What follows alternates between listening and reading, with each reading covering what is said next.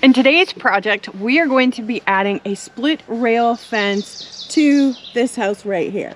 So we purchased from Lowe's one of those, like the various pieces to put it in, and we are going to get started. Hopefully this is going to be an easy project. So the first step is to lay the fence out to determine where we need to dig the holes for the posts. It's this one here. I just want to tell you, when I back out with the car,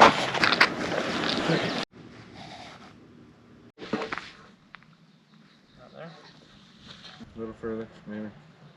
Actually, I think you need to come out. All right, now that we've laid the fence out, it's time to go ahead and dig the holes for the posts. All right, so we've got the fence laid out. We're going to dig the holes with the auger. So what I'm going to do is back up over top of each hole.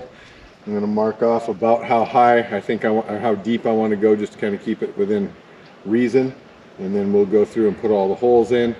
This is a 12-inch auger, so it's a little bit bigger than what we need, so we can adjust it around. It doesn't have to be exact, which is nice. How are you going to mark the auger?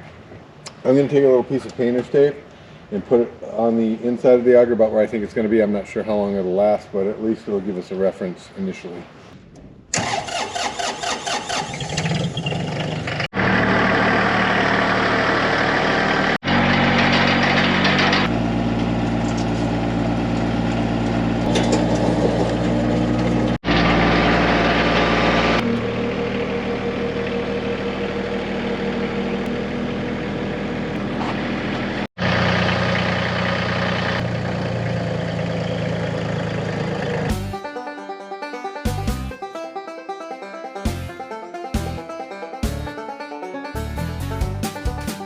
Next step is to square up the posts, get them level both ways, get them staked in, and then we're going to dry pour concrete, which means we're just going to dump the bag in there. We're going to spray it with a hose, kind of mix it around with a stick, let it sit overnight.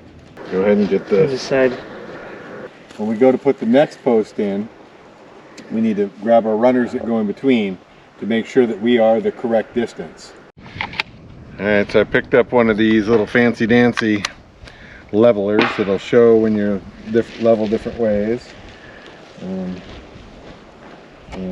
That's cool. yeah, I still have to use my level though, because even with these I have to make sure that we're right each time.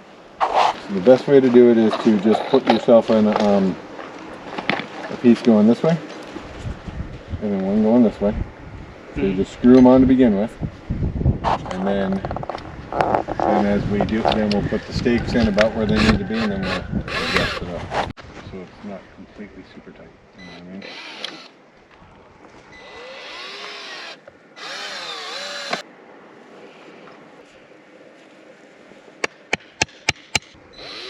Watch your hands.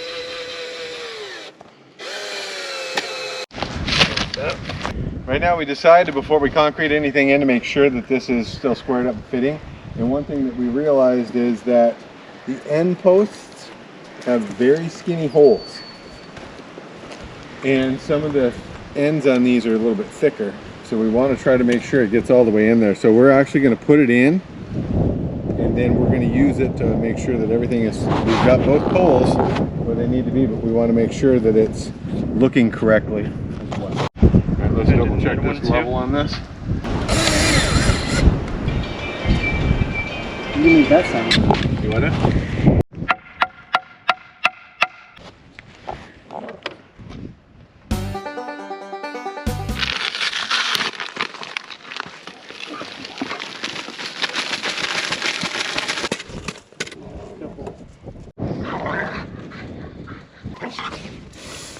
A little bit wild.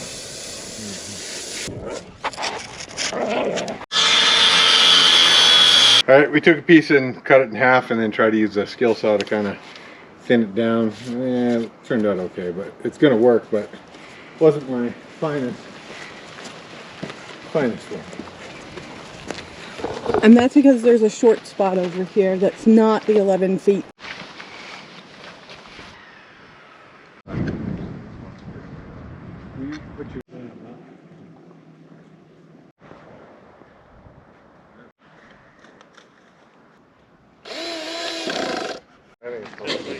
Look at it and just make sure.